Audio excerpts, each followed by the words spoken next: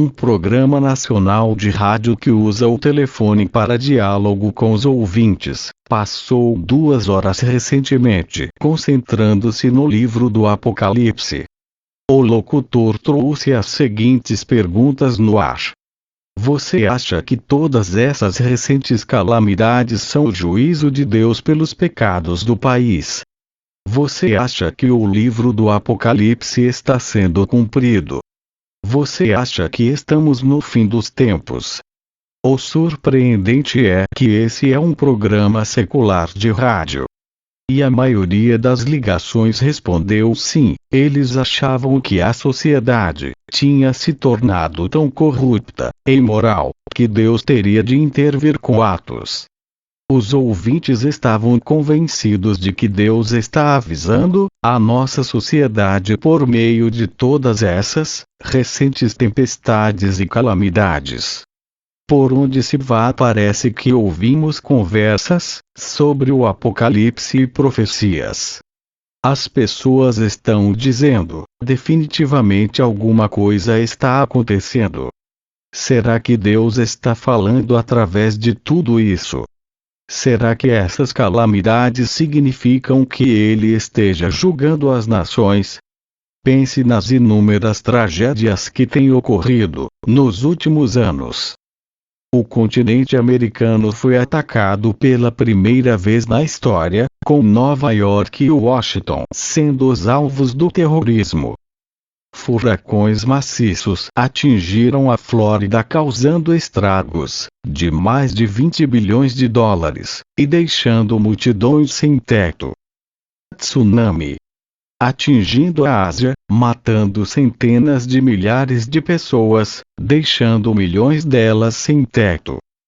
Os furacões Katrina e Rita destruíram uma das maiores cidades americanas, inundando Nova Orleans e causando incrível destruição ao longo da costa do Golfo, deixando milhares de pessoas sem casa. Um terremoto intenso atingiu o Paquistão, registrando incríveis 7,6 na escala Richter. Foi o terremoto mais mortífero da Idade Moderna, matando mais de 70 mil pessoas, e mandando ondas de choque por toda a Índia. 500 mil de pessoas foram deixadas sem recursos, e outro 1 milhão ficou sem casa. Organizações internacionais de saúde estão alertando quanto a uma pandemia gripal, de uma cepa letal de gripe aviária. Se espalhou da China para o leste em direção à Rússia, Romênia e Turquia. Se houver mutação, poderia matar 2 milhões de pessoas só nos Estados Unidos, e incontáveis milhões pelo mundo. A fome está irrompendo furiosamente no Zimbábue. O arcebispo católico da região informa que 200 mil pessoas podem morrer nos próximos 4 meses. Já há 700 pessoas morrendo por dia de AIDS, e 700 mil estão ao relento. Enquanto escrevo isso, o furacão Vilma já está espalhando destruição na península do Yucatán, no México. Os especialistas do Centro Nacional de Furacões dizem que os computadores, que os meteorologistas usam para avaliar a expansão das tempestades e sua direção, entraram em colapso total, tornando as previsões difíceis. Em 40 países em torno do mundo, células terroristas estão crescendo e ameaçando as nações que as rodeiam. Lembre-se, não são os cristãos que estão lançando essas previsões sombrias. Elas vêm de cientistas, economistas, especialistas e escritores seculares. Então, quero lhe perguntar: como cristão, o que você acha de todas estas coisas que estão vindo sobre a terra? Isso seria aquilo ao qual Jesus se referiu quando avisou: haverá homens que desmaiarão de terror e pela expectativa das coisas que sobrevirão ao mundo.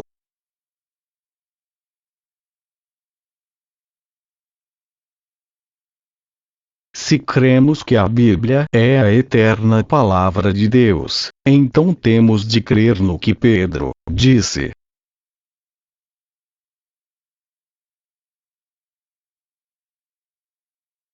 Se cremos que a Bíblia é a eterna palavra de Deus, então temos de crer no que Pedro disse. Ora, se Deus não poupou anjos quando pecaram, antes, precipitando-os no inferno, os entregou a abismos de trevas, reservando-os para juízo. E não poupou o mundo antigo, mas preservou a Noé, pregador da justiça, e mais 7 pessoas, quando fez vir o dilúvio sobre o mundo de ímpios. E, reduzindo a cinzas as cidades de Sodoma e Gomorra, ordenou-as à ruína completa, tendo-as posto como exemplo a quantos venham a viver impiamente. 2 Pedro capítulo 2. Versículo 4 ao 6. Deus derramou fogo sobre Sodoma e Gomorra, destruindo estas cidades. E enviou o dilúvio para destruir a sociedade ímpia e vil dos dias de Noé. Realmente, têm ocorrido terremotos, fomes e pestes ao longo de toda a história. Ainda assim, me pergunto: será que todas estas coisas aconteciam com a mesma intensidade e repetição que vemos hoje? Por toda uma geração recente, tem havido muitos profetas avisando quanto a tais calamidades. O interesse aumentou tanto em relação a estes assuntos, que há alguns anos atrás vários livros populares sobre o arrebatamento e os últimos tempos se tornaram best-sellers internacionais. Mesmo assim, para muitas pessoas, esse assunto é só mais uma história de horror.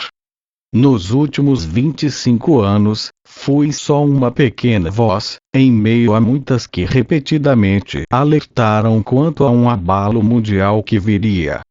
Mas acredito que a maior parte destas mensagens, incluindo as minhas, praticamente não provocou impacto algum na sociedade secular. Os crentes foram levados a orar e a se preparar, mas os pecadores parece que deram de ombros. Pense no seguinte: houve alguma menção a Deus na reação dos líderes mundiais diante destas calamidades? Nem pensar que alguém no Congresso chegasse a sugerir que o Senhor possa estar envolvido no abalo de todas as coisas. Nem pensar que o Senhor possa estar dizendo algo quanto ao pecado de nossa sociedade. A despeito de todos os claros avisos e abalos, Deus foi deixado totalmente fora da equação.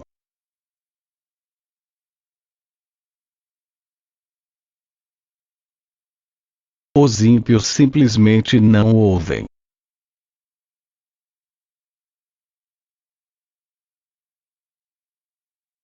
Na devastada cidade de Nova Orleans, o prefeito declarou que quer transformar as áreas inundadas em um sólido bairro semelhante a Las Vegas com gigantescos cassinos e palácios do prazer. Segundo informação recente, as comissões estão agora planejando um dos maiores carnavais de todos os tempos na cidade. Estão convidando pessoas de todo o mundo a virem e a ajudarem a celebrar. Tenha certeza de que Nova Orleans voltará e será mais ativa e pecaminosa do que nunca. Porém, tudo isso está acontecendo a despeito das advertências e apelos dos vigilantes de Deus. Dou graças a Deus porque quando os crentes se juntaram nas áreas afetadas, para ajudar os refugiados, um bom número de pessoas se voltou para o Senhor. Mas mesmo em meio à tragédia, a multidão secular se recusou a admitir a realidade de Deus e até mesmo a mencionar o seu nome. No Apocalipse, lemos de calamidades tão devastadoras que os homens buscarão a morte e não a acharão. Também terão ardente desejo de morrer, mas a morte fugirá deles. Apocalipse capítulo 9. Versículo 6. Lemos de Deus derramando o vinho da sua cólera. Capítulo 14. Versículo 10. Seguindo-se desastres ecológicos, calor abrasador, epidemias. Tudo isso depois de Deus já haver enviado vozes e trombetas de aviso. Vem, depois de Cristo se manifestar, para avisar e despertar a sua igreja. É incrível, mas a Bíblia diz que os homens, aqueles que não foram mortos por estes flagelos, não se arrependeram. Não deixando de adorar os demônios e os ídolos de ouro, de prata. Nem ainda se arrependeram dos seus assassínios, nem das suas feitiçarias, nem da sua prostituição, nem dos seus furtos. Capítulo 9. Versículos 20 e 21. Os homens se queimaram com o intenso calor, e blasfemaram o nome de Deus, que tem autoridade sobre estes flagelos, e nem se arrependeram para lhe darem glória. Os homens mordiam a língua por causa da dor que sentiam, e blasfemaram o Deus do céu, por causa das angústias e das úlceras que sofriam, e não se arrependeram de suas obras. Capítulo 16. Versículos 9 ao 11. Que passagens incríveis! As pessoas prefeririam morder a língua e amaldiçoar a Deus a se arrepender, mesmo quando tal convite lhes era disponível. Amado, se o mundo secular não é tocado por mensagens proféticas, então por que avisá-lo? Por que dizer ao ímpio, Deus está falando através destas coisas? Se, depois de todas estas devastações estarem vindo sobre a terra, os pecadores ainda levantam os punhos contra Deus, por que falarmos? A Bíblia nos responde assim: certamente, o Senhor Deus não fará coisa alguma, sem primeiro revelar o seu segredo aos seus servos, os profetas. Amós. Capítulo 3. Versículo 7. Simplificando, Deus é fiel em avisar, essa é a sua justiça e a sua misericórdia. Ele pode usar cientistas e outras vozes seculares para lançar avisos, mas não importa os meios, os países e as pessoas ímpias devem ser alertados.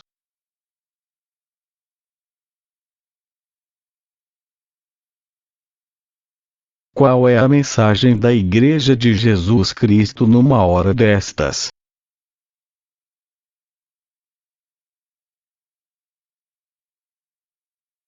Jesus disse que quando começássemos a ver tais coisas acontecendo, deveríamos olhar para o alto e nos alegrar, por nossa redenção estar próxima.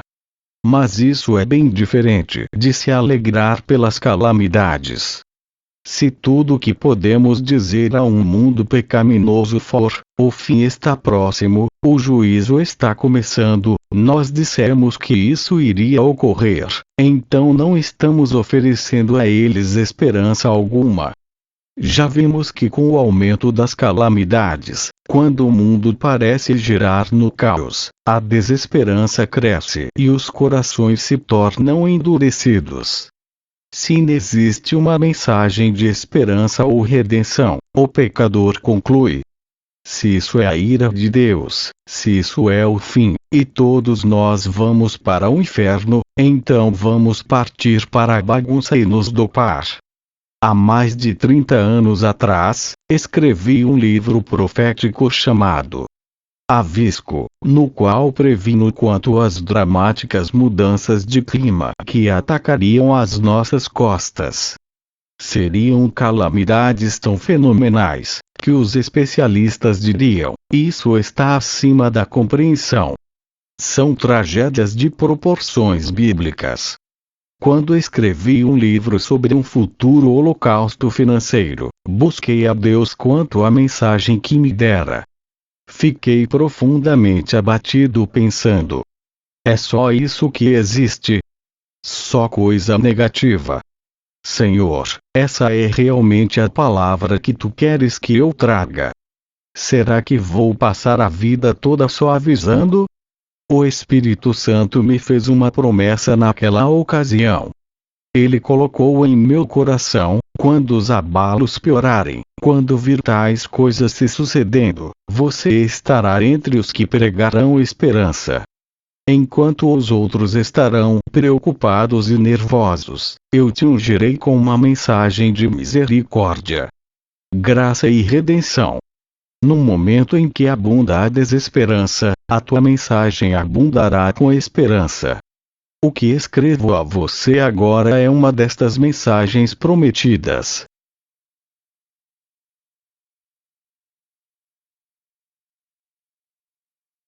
Quando digo que a igreja agora precisa pregar esperança e expectativa santa, não estou falando só sobre o céu.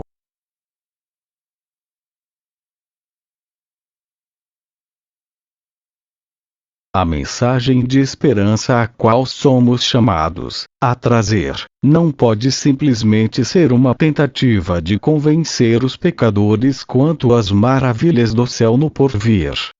Não lhes falamos do arrependimento só para que assim possam escapar do caos atual e ir para o paraíso sem sofrimento. É claro que creio no céu. Na verdade, é um assunto sobre o qual amo pregar. Fico extasiado contemplando a ideia de estar no paraíso com Cristo pela eternidade.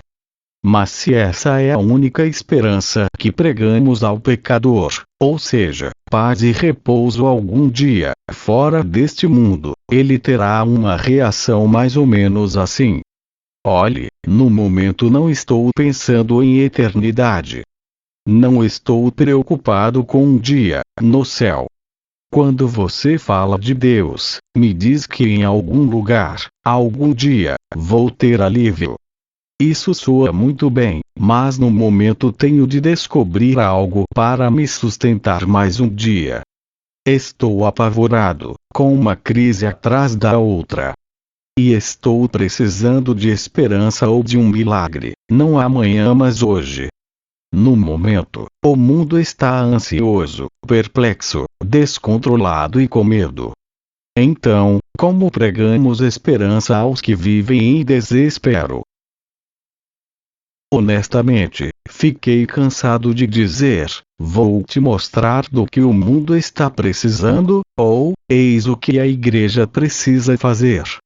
Estou muito velho para iniciar um movimento de nova esperança, com aparições na TV, publicação de livros, e convenções da esperança. Eu simplesmente não tenho mais respostas apropriadas. Penso em todos os livros e tapes de sermões que hoje circulam sobre como achar paz, sobre como superar o estresse, sobre esperança. Tão poucos deles chegaram a ter impacto sobre o mundo secular. A única coisa que posso fazer é lhe contar como o Espírito Santo está tratando comigo.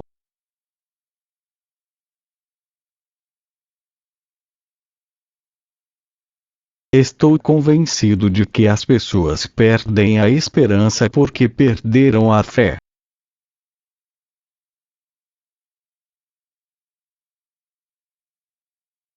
Porque as pessoas perderam a fé.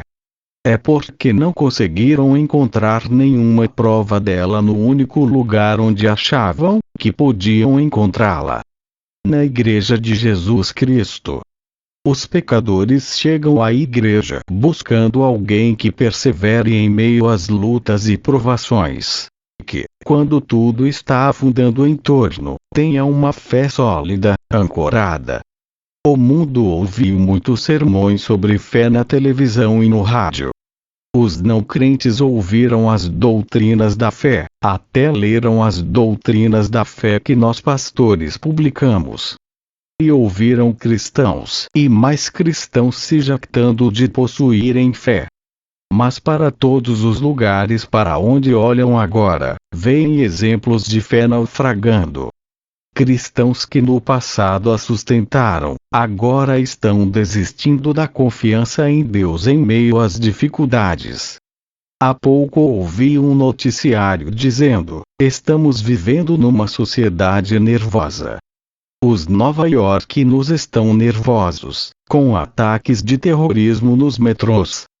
E milhões de pessoas estão preocupadas, com toda essa agitação que a cerca. Então, onde as pessoas vão buscar esperança? Onde encontram exemplos de fé inabalável? O Espírito trouxe uma palavra clara a mim. Você precisa ancorar tua fé, David. Determine em teu coração confiar em Deus em todas as coisas, em todo o tempo. Assegure-se que tua fé não oscile. Determinar nossa fé quer dizer estabilizar, tornar inabalável, criar raízes, pôr pilares por baixo, dispor alicerces. As Escrituras dizem que fazer isso está dentro de nossa capacidade. Tiago registra: o que duvida, é semelhante à onda do mar, impelida e agitada pelo vento. Não suponha esse homem que alcançará do Senhor alguma coisa. Tiago, capítulo 1, versículos 6 e 7. Nessa passagem, o Senhor deixa toda a responsabilidade sobre o crente. Deus está dizendo basicamente: quando o mundo olha para o meu povo nestes dias de medo e ansiedade, tem de ver fé. Enquanto tudo está sendo abalado, a fé é o que precisa se manter sólida e inabalável. Então, você, crente, ancore a sua fé. Você, cristão, assuma uma postura rígida. E nunca desista desta posição. Estou convencido de que o mundo não precisa de mais sermões sobre fé. Eles precisam ver um sermão ilustrado. A vida de um homem ou de uma mulher que esteja vivendo sua fé diante do mundo. Precisam ver servos de Deus atravessando as mesmas calamidades que eles mesmos enfrentam, mas não são abalados por elas. Só então os pecadores estarão face a face com o testemunho poderoso da fé que não duvida. Davi descreve isso, quando fala dos que em ti confiam na presença dos filhos dos homens. Salmo 31. Verso 19. Ele estava falando dos crentes cuja sólida fé e cujas vidas fiéis são raios de esperança aos das trevas.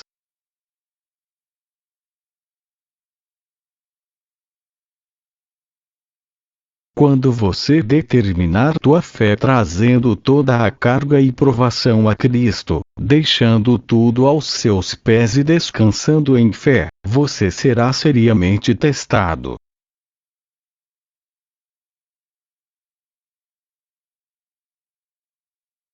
Uma vez, quando eu estava no processo de determinar uma fé persistente, quando verdadeiramente deixei minhas cargas sobre o Senhor, recebi um telefonema com notícias que me abalaram. Por um curto momento, uma onda de medo me invadiu. Mas o Espírito Santo suavemente me cochichou: mantenha a posição de tua fé, David. Não desista. Tenho tudo sob controle. Simplesmente fique firme.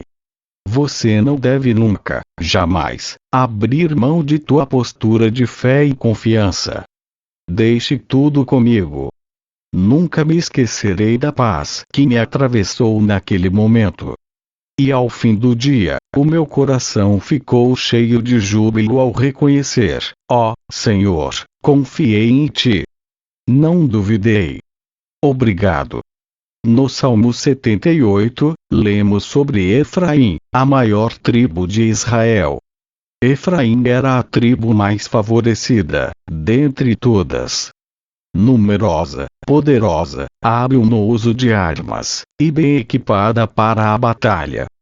Mesmo assim, quando Efraim saiu para encontrar o inimigo, lemos isso: Os filhos de Efraim, embora armados de arco, bateram em retirada no dia do combate.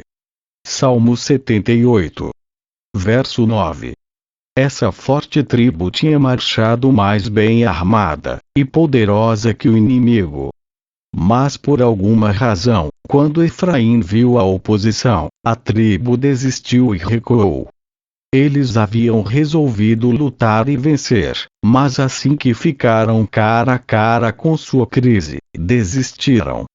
Efraim nessa passagem representa os inúmeros crentes que foram abençoados e favorecidos pelo Senhor. Aprenderam muito, são equipados com um testemunho de fé e estão armados contra qualquer batalha que possa vir. Mas assim que o inimigo aparece e começa a ameaçá-los, na hora que as lutas e os problemas vão se sucedendo, e parecem muito grandes e impossíveis de se resolver, eles recuam, desistem, e deixam a fé de lado. As Escrituras dizem que Efraim questionou a fidelidade de Deus. Falaram contra Deus, dizendo: pode, acaso, Deus preparar-nos mesa no deserto? Com efeito, feriu ele a rocha, e dela manaram águas, transbordaram caudais. Pode ele dar-nos pão também? Ou fornecer carne para o seu povo? Salmo 78. Versos 19 e 20. Não creram nas suas maravilhas, nem foram fiéis à sua aliança. Salmo 78. Versos 32 e 37. Finalmente, eis o resultado. Eles duvidaram do Santo de Israel. Salmo 78, 41. A falta de fé e a covardia de Efraim abalaram as outras tribos de Israel. Imagine o efeito negativo quando os outros viram o que aconteceu. Essas pessoas tão capacitadas não conseguiram aguentar. Se os que dizem vestir a armadura de Deus e empunhar a espada da palavra de repente se quebram na hora dos problemas, que esperança temos nós? Amado, não ousemos condenar Efraim, porque podemos ser mais culpados do que eles. Pense no seguinte: nós recebemos mais luz. Temos o exemplo deles para nos prevenir. Temos o Espírito Santo habitando em nós. E temos a Bíblia, a palavra de Deus inteiramente revelada, com maiores promessas. Quanto a mim, sou culpado de um dos pecados de Efraim. No passado, eu avançava totalmente armado, determinando: dessa vez o meu coração vai estar preparado. E não vou ter medo. Não vou ouvir as dúvidas e os temores da carne. Não vou duvidar, e nem recuar. Não vou fazer cara feia, nem ter medo e nem ter prazer na autocomiseração. Ainda assim, tantas vezes, a incredulidade me roubou a vitória. Ainda hoje não posso me jactar. Tenho tanto ainda para aprender quanto a determinar a minha fé. Mas experimentei o sabor da vitória que vem quando confio no Senhor em todas as coisas, quando de forma resoluta lanço todas as minhas cargas em Cristo e prossigo descansado.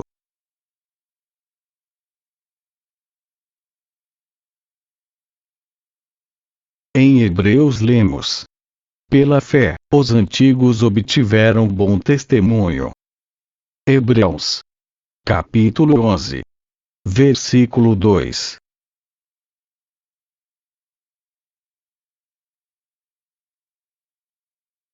Em grego a palavra obtiveram aqui significa testemunharam, se tornaram um testemunho. Os nossos ancestrais no Senhor tinham uma fé determinada, sem oscilação, ancorada, e ela se tornou um testemunho da fidelidade de Deus nos períodos difíceis. Primeiro, eles possuíam um testemunho interior de que Deus se agradava deles. Haviam confiado nele nas inundações, nas zombarias, nas algemas, nas cadeias, torturas, combates, nas covas dos leões, no fogo. E após tudo isso, sabiam da alegria do Senhor lhe sorrindo e dizendo: muito bem. Você creu e confiou em mim. Sem fé é impossível agradar a Deus, porquanto é necessário que aquele que se aproxima de Deus creia que Ele existe, e que se torna galardoador dos que o buscam. Hebreus. Capítulo 11. Versículo 6. Toda vez que sustentamos nossa postura de fé em meio às dificuldades, temos a mesma afirmação do Espírito Santo. Muito bem. Você é um testemunho de Deus. Quando posso descansar no meio das tempestades, quando lanço todo o peso sobre Cristo e sustento minha postura de fé, então obtenho boa nota. E estou me tornando um farol de esperança aos que me cercam. Os que observam a minha vida em casa, no trabalho e no quarteirão podem não reagir abertamente, mas saberão que há esperança e redenção disponíveis a eles. Eles podem me olhar em minha hora de crise e dizer: há esperança. Ele é uma pessoa que não perdeu a fé em Deus. Há um batalhador que não desiste. Ele confia em Deus.